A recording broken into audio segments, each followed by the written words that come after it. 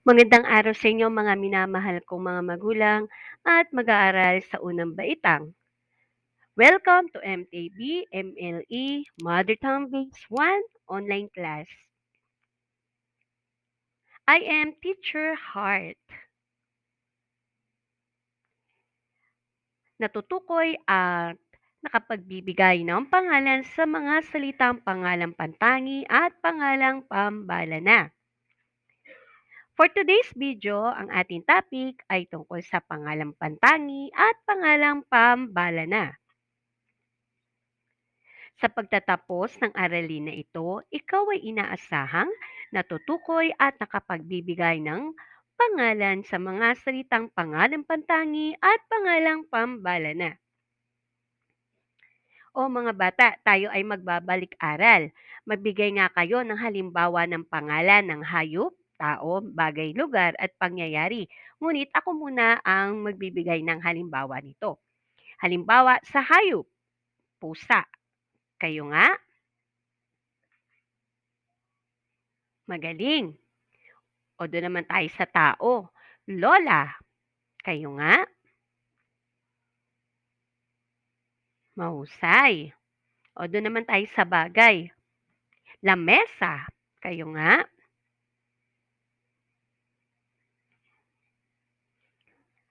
magaling. O doon naman tayo sa lugar.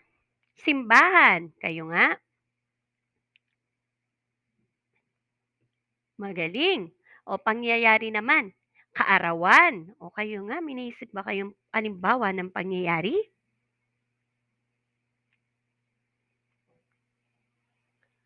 Mahusay mga bata, natandaan nyo talaga ang ating nakaraan na aralin. Sa araw na ito ay ating pag-aaralan ang dalawang uri ng pangalan.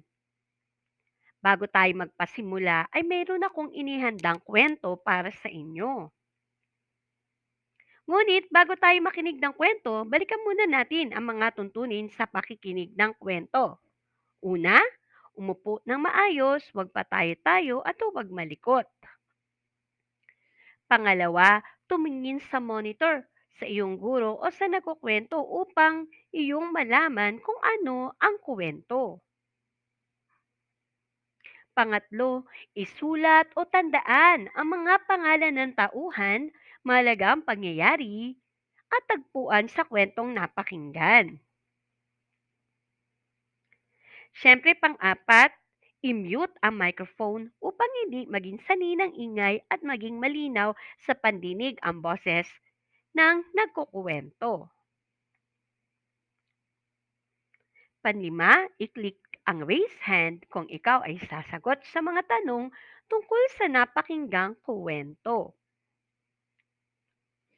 Okay, ang pamagat ng ating kwento, ang aking kaarawan, isinulat ni Teacher Judith Velaro.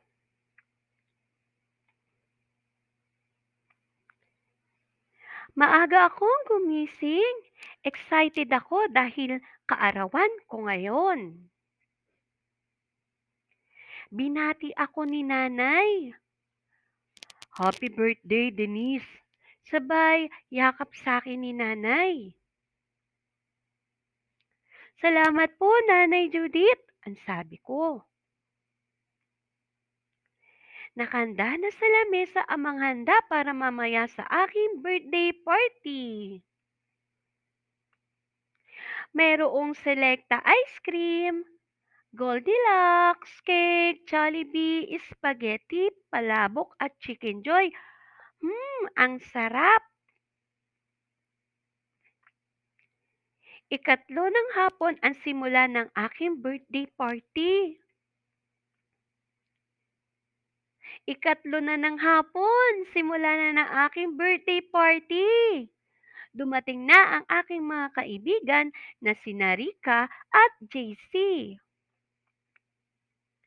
Sumunod na dumating sina Ariana at Sam. Pagkatapos manalangin at kumanta ng happy birthday, masaya kaming nagsalo-salo sa aking handa. Salamat sa inyo mga kaibigan ko at sa inyo Tatay Rodel at Nanay Judith sa paghahanda ng mga pagkain. Napakasaya ko po. Pagsagot sa mga tanong. Una, ano ang pamagat ng napakinggang kuwento? Sige nga mga bata, tingnan ko kung inyong natatandaan. Kung ang iyong sagot ay ang aking kaarawan, magaling, tama ka. Pangalawang katanungan, sino ang may kaarawan? Kung ang iyong sagot ay si Denise, tama ka, magaling. Pangatlong katanungan, ano-ano ang handa ni Denise? Sige nga, kung natatandaan ninyo.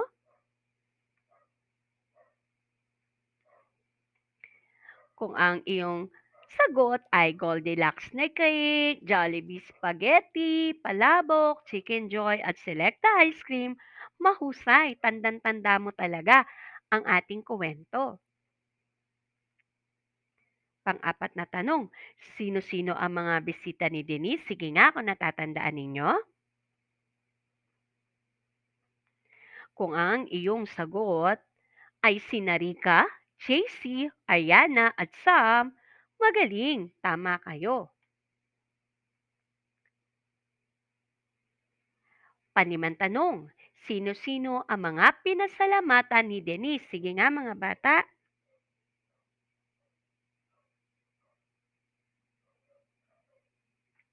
Kung ang iyong sinagot ay ang kaniyang mga kaibigan at mga magulang na sina Tatay Rodel at Nanay Judith, mahusay, tama kayo.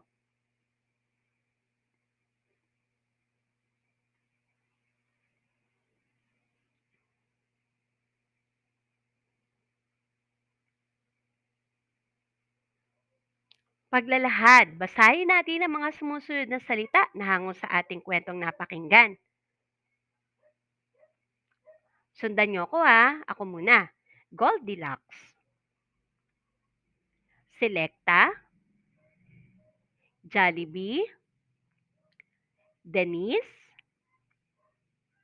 Tatay Rodel, Nanay Judith, Rika, Sam, Ariana, JC. Ang mga salitang ito ay tinatawag na pangalang pantangi. Itong nabasa nating Goldilocks, Selecta, Jollibee, Denise, Nanay Judith yung Judith na pangalan, Tatay Rodel yung Rodel, Rika, Ariana, Sam at JC. Ano ba ang pangalang pantangi? Pag sinabi natin pangalang pantangi ay isa sa uri ng pangalan na may tiyak na ngalan ng tao, bagay, hayop, lugar at pangyayari. Ito ay nagsisimula sa malaking letra. Balikan natin ha.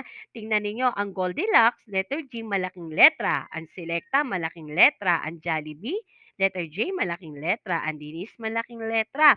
Maliban dun sa salitang nanay, Judith, yung J, malaking letra. Rodel, R, malaking letra. Sam, P, malaking letra. Ariana, A, malaking letra. At J, C ay mga malalaking letra na tumutukoy sa tiyak na ngalan o tinatawag na pangalang pantangi. Lagi nating tatandaan, 'pag pangalang pantangi, tiyak na ngalan 'yun ng tao, bagay, lugar, hayop o pangyayari at laging nagsisimula sa malaking letra ang simula ng salita. O meron akong mga halimbawa rito para mas lalo nating maintindihan. Okay? Halimbawa, ang aso na 'to, ang pangalan niya ay si Tagpi. Sabihin niyo nga. Okay, Tagpi. Pansinin natin, ang pangalan ng aso ito ay Tagpi. Ang unang letra ng kanyang pangalan ay nasa malaking letrang T. Kaya ito ay halimbawa ng pangalang pantangi. O sumunod naman na halimbawa. O meron ako ditong halimbawa ng bagay. Ito ay lapis. Monggol. Monggol ang pangalan ng lapis na ito.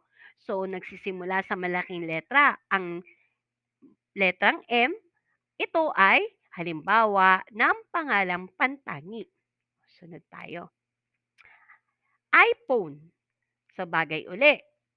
Ang iPhone ay halimbawa ng pangalang pantangi sapagkat tiyak na ngalan nito ng cellphone at nagsisimula sa malaking letrang I. Next, Nike. Ang pangalan ng sapatos na ito ay Nike. Ito ay halimbawa ng pangalang pantangi dahil tiyak ang ngalan ng sapatos, may pangalan yung sapatos.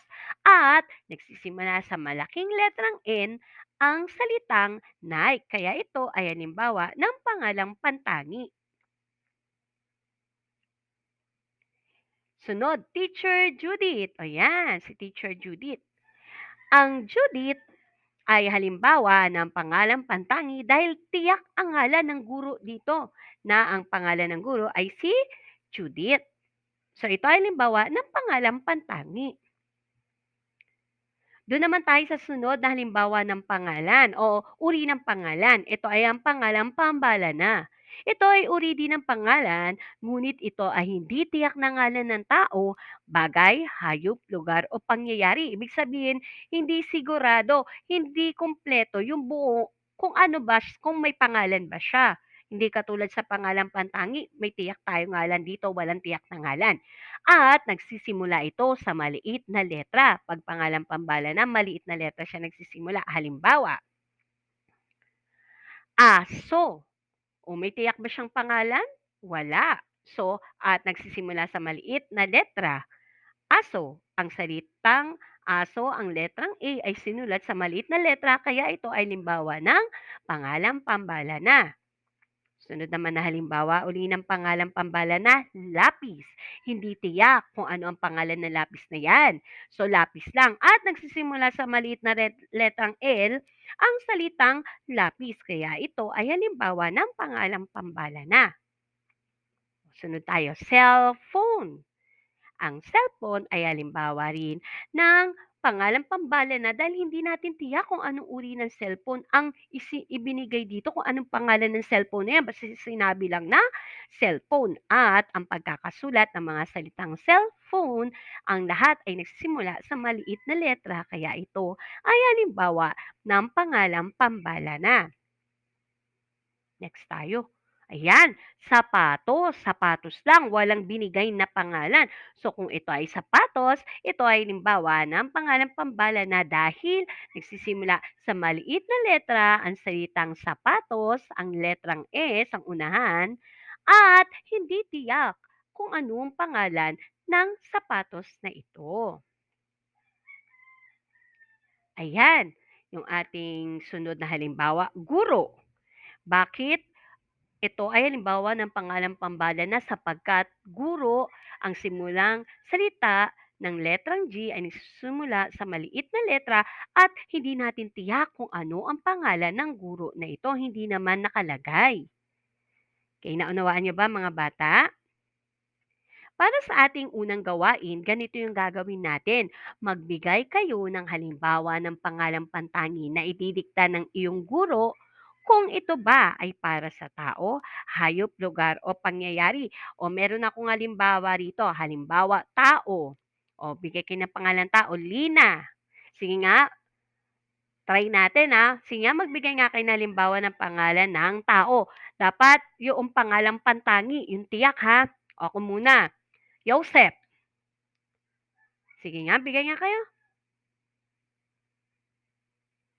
Okay, o do'n naman tayo sa hayop. Pangalan ng aso, ako sa'kin muna, Tagpi. O kayo, mag-isip nga kayo.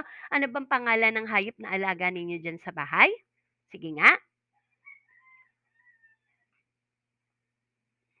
Okay, magaling. O do'n naman tayo sa bagay. Ako muna, Bibo. Cellphone 'yun 'no, pangalan ng cellphone. Sige nga, kayo nga magbigay nga kayo ng halimbawa ng bagay na pangalang pantangi na nandiyan sa inyong tahanan.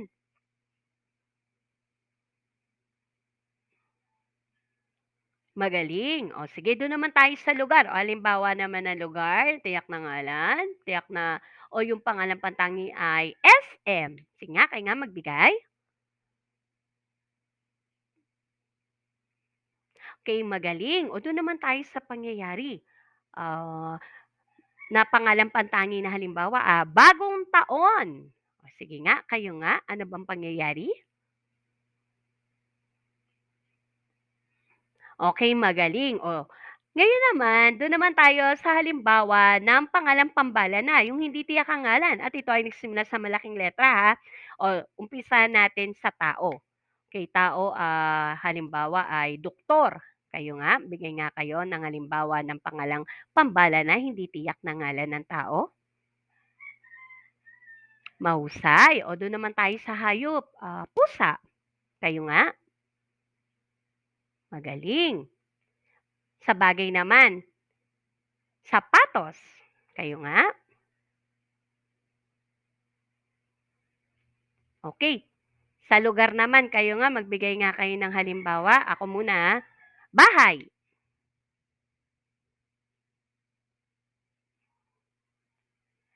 Magaling, oh. Pangyayari, ako muna magbibigay, piyesta. Okey, mahusay, magaling mga bata. Para sa ating gawaing 2, ipakita ninyo ang thumbs up kung ang sumusunod ay halimbawa ng pangalang pantangi at thumbs down kung pangalang pambala na. Sige, okey. Pusa, tingnan niyo yung pagkakalimbag ng salitang pusa. Maliit na letra ba 'to, malaking letra? At ito ba'y tiyak na ngalan o hindi tiyak na ngalan? Okay, go! Kung ang sagot mo ay thumbs down, tama ka, magaling. Ito ay halimbawa ng pangalang Pambalana. O, pangalawa tayo, sanggol. Tingnan ninyo ang pagkakasulat, ha, at tiyak ba yan ang ngalan ng tao? Kung ang sagot mo ay thumbs down, mahusay, tama ka. Pangatlo, ito ay halimbawa ng lugar. SM, tingnan niyo ang pagkakalimbag, at pagkakasulat. Tiyak ba 'to ng ngalan ng lugar o hindi tiyak na ngalan ng lugar? Thumbs up o thumbs down? Kung ang sagot mo ay thumbs up, mahusay, tama ka. O, next tayo. Wow, cake, red ribbon. Tiyak ba 'to ng ngalan ng cake o hindi tiyak na ngalan ng nag-produce ng cake o yung gumawa ng cake? Thumbs up o thumbs down? Kung ang sagot mo ay thumbs up, mahusay, napakagaling mo. Tama ka. Sa ating panglima, kotse. Kotse, sasakyan, kotse. Pansinin maigi kung paano isinulat, nakalimbag ang salitang kotse. Ito ba'y tiyak na ngalan o hindi tiyak na ngalan? Pantangi ba siya, pambala na, thumbs up o thumbs down? Kung ang iyong sagot ay thumbs down, tama ka. O, 3 bagsak para sa'yo dahil napakahusay mo. Napakagaling mga bata, naunawaan nyo ang ating aralin sa araw na ito. Tandaan natin, ang pangalang pantangi ay tiyak na ngalan ng tao, bagay, hayop, lugar o pangyayari. Nagsisimula ito sa malaking letra. Samantalang ang pangalang pambala na ay hindi tiyak na ngalan ng tao, bagay, hayop, lugar o pangyayari. Nagsisimula naman ito sa maliit na letra. Ayan. Para sa ating pagtataya, nais kong ihanda ninyo, ilabas ninyo ang inyong sasagutang papel. Pwede kayong gumamit ng whiteboard marker, no?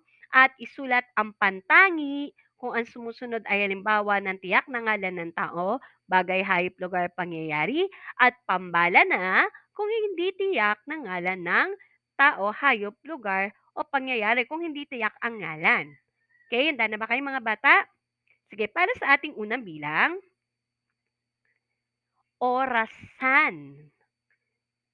Ito ba ay pantangi o pambala na? Sige, bigyan ko kayo diyan ng segundo para inyong maisulat ang tamang sagot.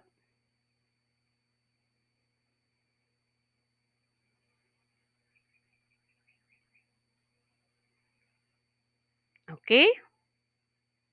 Pwede na? Sige, tingnan natin. Kung ang iyong sagot ay pambala na, tama ka. Mapakagaling sapagkat ang salitang orasan ay hindi tiyak na ngalan, no? At ito ay nagsisimula sa maliit na letra. O, pangalawa tayo, ha. Sige mga bata, kilala niyo ba siya? Magaling si Doktor Jose Rizal. Pansinin ang pagkakasulat, pagkakalimbag ng kanyang pangalan, ha? Ito ba ay pantangi o pambala na? Sige, bibigyan ko kayo ng oras, ng segundo para may sulat ang iyong tamang sagot.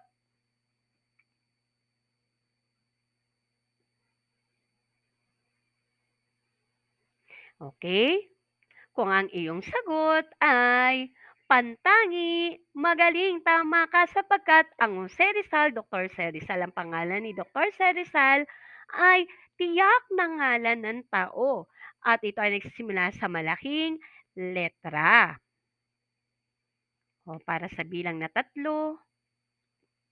Bagong Buhay F Elementary School.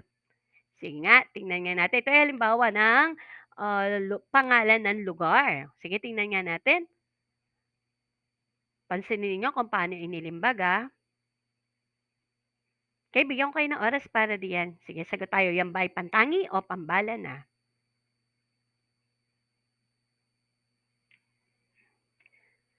Kung ang sagot mo para diyan ay pantangi, napakagaling, tama ka sapagkat ang Bagong Buhay F Elementary School ay tiyak na ngalan ng paaralan at ito ay nagsisimula sa malaking letra. Magaling mga bata.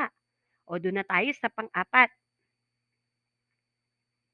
Bagong taon, o alam niyo yan, kakadaan lang ng ating New Year celebration o yung bagong taon. Ito ay halimbawa ng pangyayari. Sige nga, ito ba ay tiyak o hindi tiyak? Pantangi o pambala na? O bibigyan ko kayo muli ng segundo para sagutan iyan.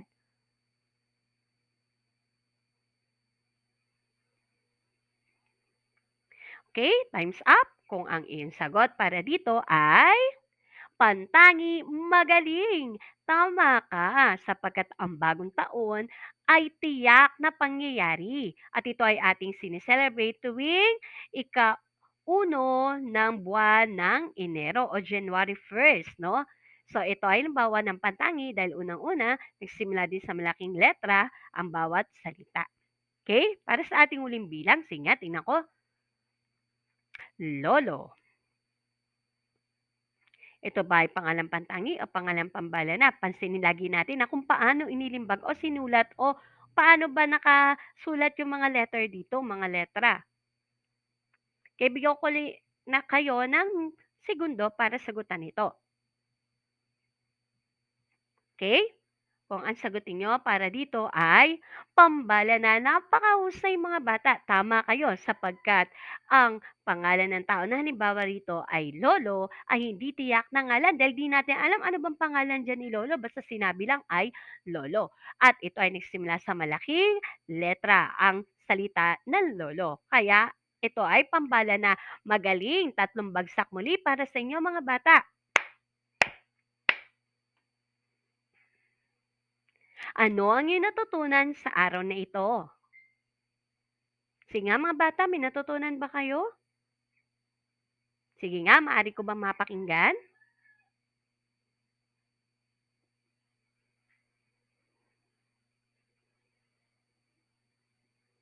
Okay, salamat sa inyo mga bata. Tama kayo, pangalang pantangi at pangalang pambala na. Kung yun, inyong mga sinagot at ang pangalang pantangi ay nagsimula sa malaking letra, tiyak na ngalan ng tao, bagay, hayop, lugar, pangyayari. At ang pambala ay nagsimula sa maliit na letra, hindi siya tiyak na ngalan ng tao, bagay, lugar, hayop o pangyayari. Muli, maraming maraming salamat sa inyong pakikinig. God bless sa ating lahat. Ayan. At huwag niyong kakalimutan na mag-subscribe sa ating YouTube channel and God bless us all.